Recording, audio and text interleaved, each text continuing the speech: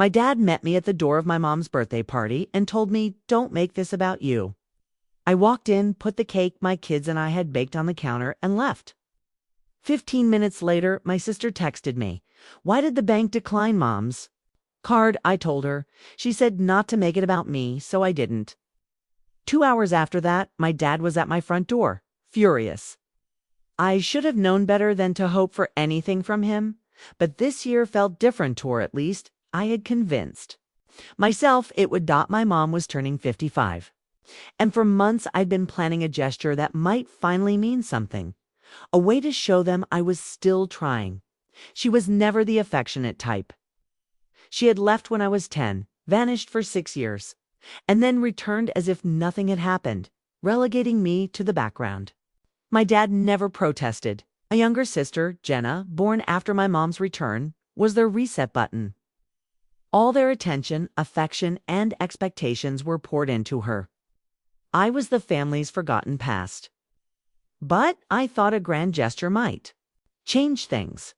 Maybe if I gave enough, it would finally be enough.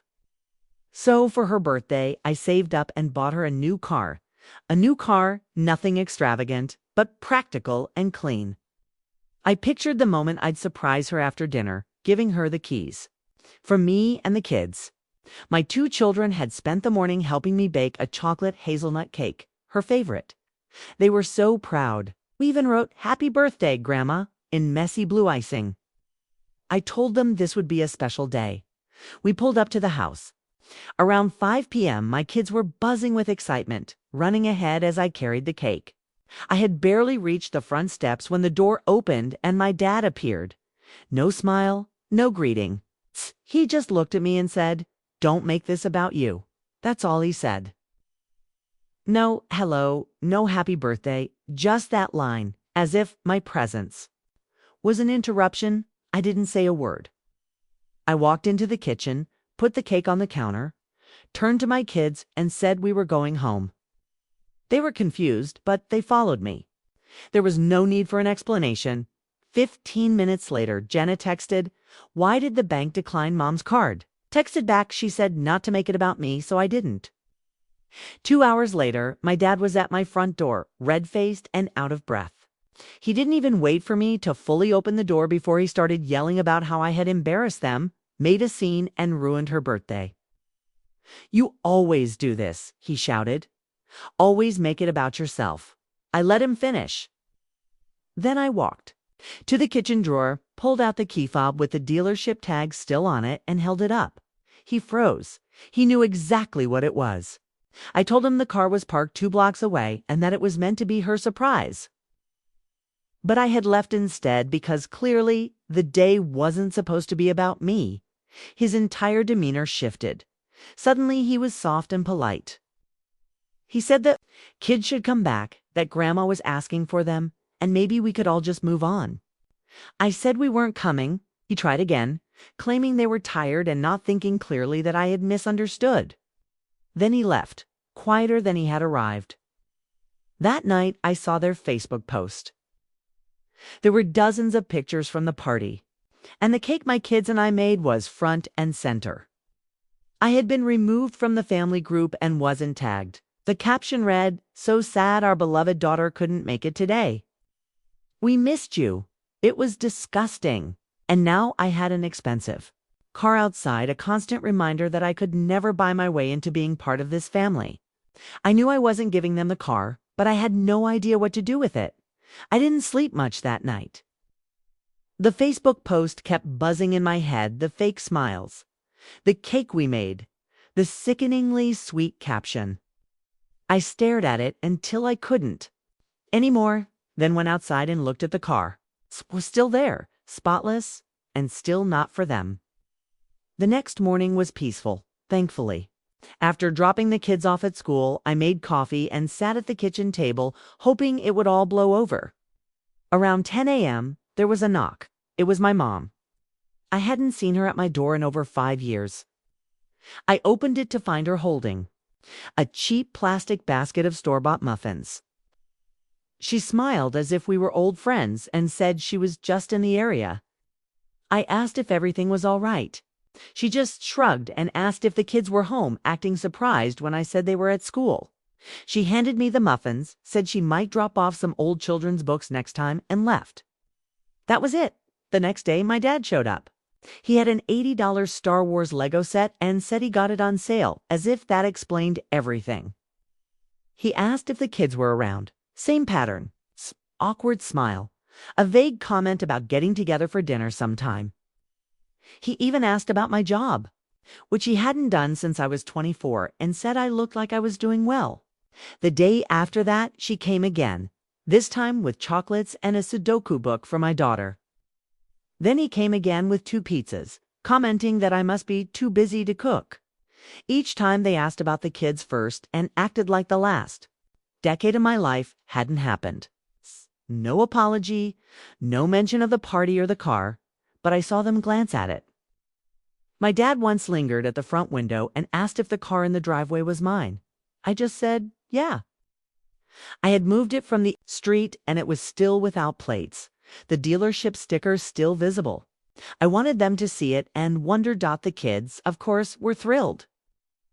My daughter loved the old fairy tale books and my son couldn't stop talking about the Lego set. I didn't tell them what this was really about.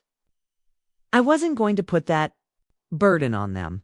For 7 years, they had been invisible to my family. No babysitting offers, no random visits.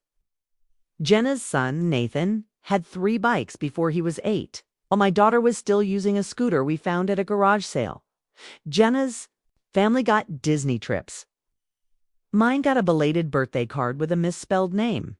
And now they were dropping by daily, asking to take the kids out, laughing too loud, talking about how much they missed family time. I didn't argue or call them out because I knew their game. They thought they could buy their way back in. That if they played perfect grandparents for a few weeks, I'd forget everything and hand over the keys with a smile. I made no promises and gave no signals. They weren't getting that car, not after 55 years of rewriting history. Asterisk after almost 3 weeks of the same routine daily visits. Fake smiles, gifts, and excessive praise for the kids, something changed. One Tuesday, my mom showed up with Nathan, Jenna's son. She said they were in the area for a dentist appointment. Nathan ran inside, didn't say hello, went straight to my son's room, and shut the door. 10 minutes later, my son walked into the living room holding a comic book ripped in half. He wasn't crying, he just said, Nathan said it was boring. I walked to the hallway, opened the door, and found Nathan sprawled on the bed, playing my son's Switch. My mom was in the kitchen, pretending to read the Sudoku book she had given us. I told her we were done for the day. She didn't move at first and said, you don't have to overreact. Said it again, slower. We are done. She stood up without a word, called Nathan, and left. She didn't even close the door. The next 2 days, no one showed up. Then on Thursday evening, around dinner time, I heard a knock. Both my parents were there, arms crossed. I could feel if this wasn't a friendly visit. My dad started saying they were tired of playing games. That they had been generous, thoughtful, and even apologetic, but I was still holding a grudge. My mom jumped in, saying I was raising my kids to be bitter and isolated, and that I needed to stop using the past to justify my selfishness. Then, without any pretense, she asked about the car. Is it still meant for me, or are you planning to just keep it sitting there out of spite? I didn't say anything for a long time. The kids were in the other room, giggling, completely unaware. Then I told them the truth. I had wanted to get along, and it hurt more than I could say that it had come to this. I went to the drawer, pulled out the keys, and held them up. But this time, I didn't just show them. I tossed them on the table and said, this is what you lost the second you told me not to make it about me. They stared at the keys. My dad's tone immediately changed. He said I was being dramatic and asked if the kids wanted to go to Grandma's, where Nathan and bakery cake were waiting. He smiled as if nothing had happened. I shook my head and said they weren't going. He laughed, a short, fake sound, and said, they're still waiting for you, you know? They're just a little annoyed, that's all. I didn't reply. I just waited. Eventually they left. Not angry, just confused or perhaps rattled. Later that night, they posted more party photos on Facebook with another forced caption. "It's a pity. Our beloved daughter couldn't come. We saved her a slice." I tried to ignore it, but then my daughter came up to me and asked why Grandma said online that I had more important things to do. I didn't know how to explain that to a child. That was the moment I realized this was no longer about the car. It was about control, reputation, and narrative, and they were losing all of it. Asterisk, by the end of the third week, they had stopped trying. No more daily visits. No more drop-ins with puzzles, muffins, or fake interest in my kids' lives. The front step, once their stage, was quiet again. At first, I thought they might finally understand.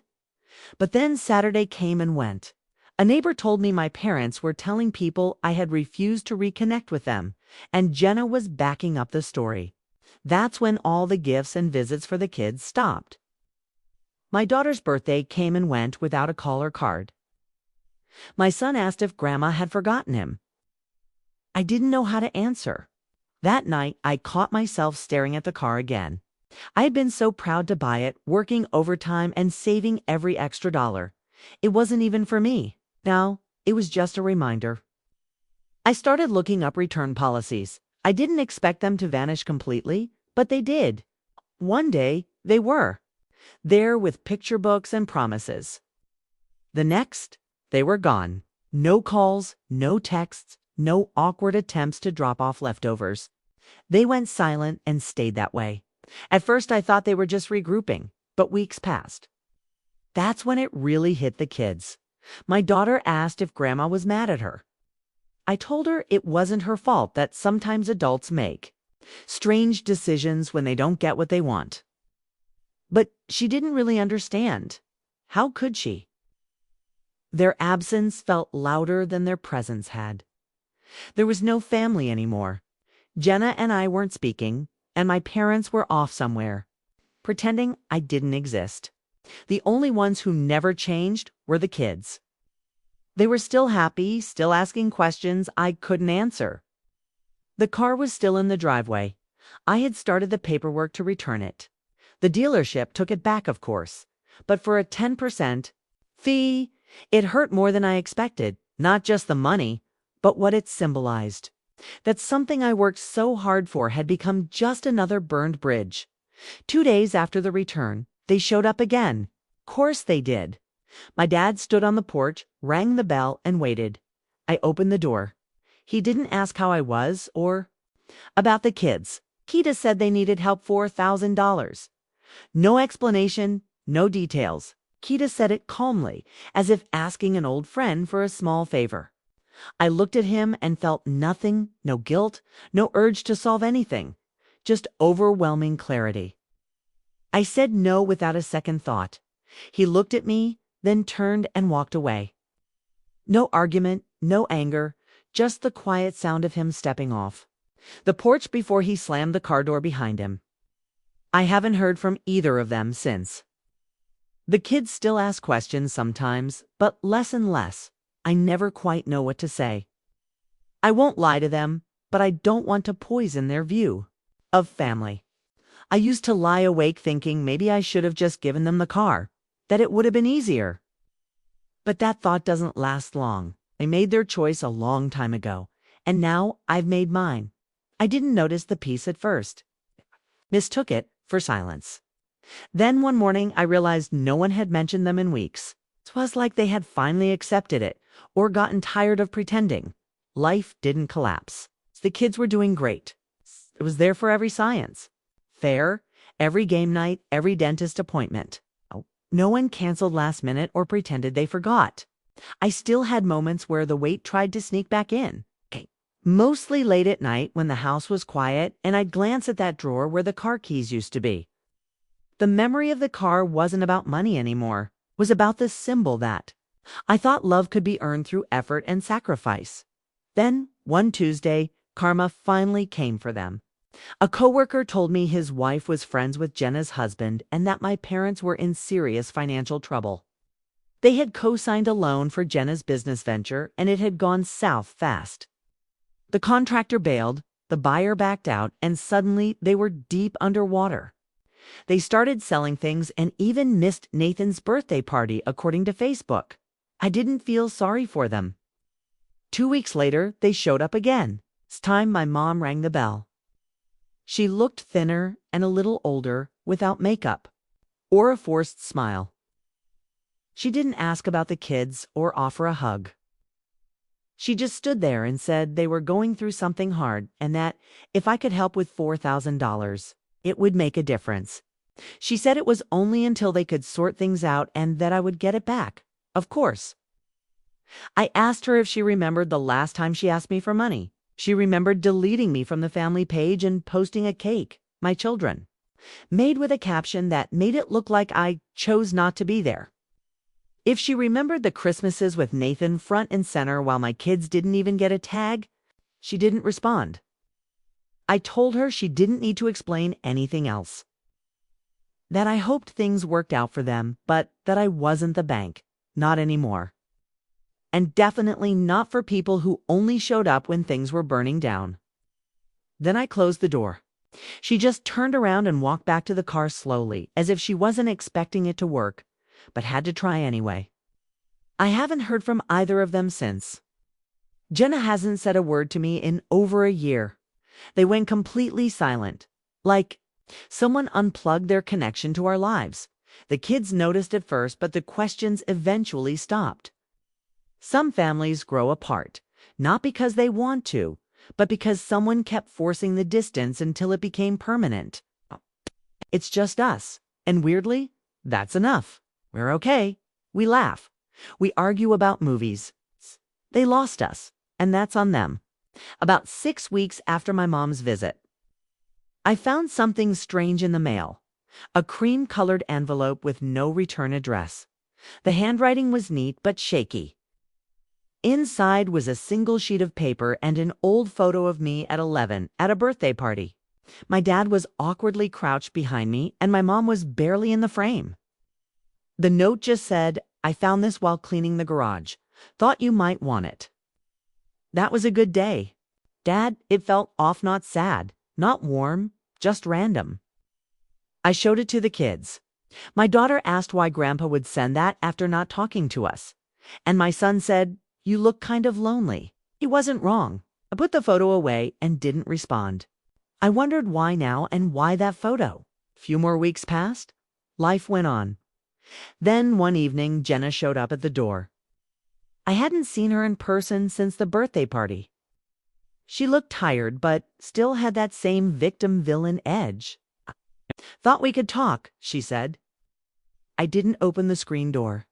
She sighed and said she was worried about our parents, that things had gotten worse, and they were too proud to ask for help.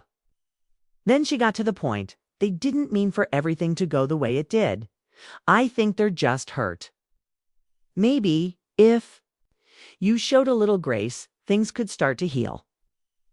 Grace. That word hit me like a slap. I told her I'd spent my entire adult life giving grace, forgiving things no child should have to forgive.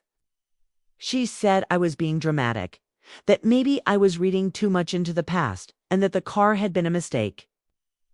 I told her the car wasn't the problem, was just the proof that no matter what I gave, it would never be enough. And if they were struggling, they should go to the person they always prioritized, her.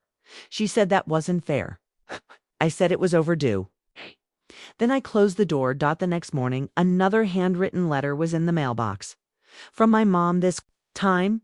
It wasn't a letter, just a list of fragmented memories. Manly's first dance recital.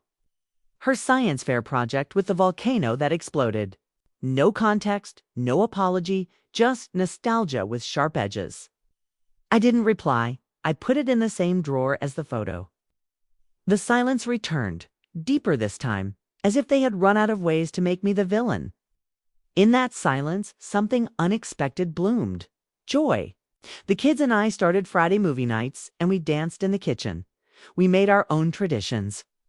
One day, my son left a letter on my pillow that said, "You're the best, Mom, even when you burn the pancakes." My daughter left one in my coat pocket that said, "You make me feel safe." I hope you feel safe too. I realized they weren't just surviving this. They were growing. And so was I one Sunday morning. The doorbell rang. It was Nathan, with Jenna behind him. "We're clearing out Mom and Dad's house," she said flatly. "Thought you might want to pick through what's left."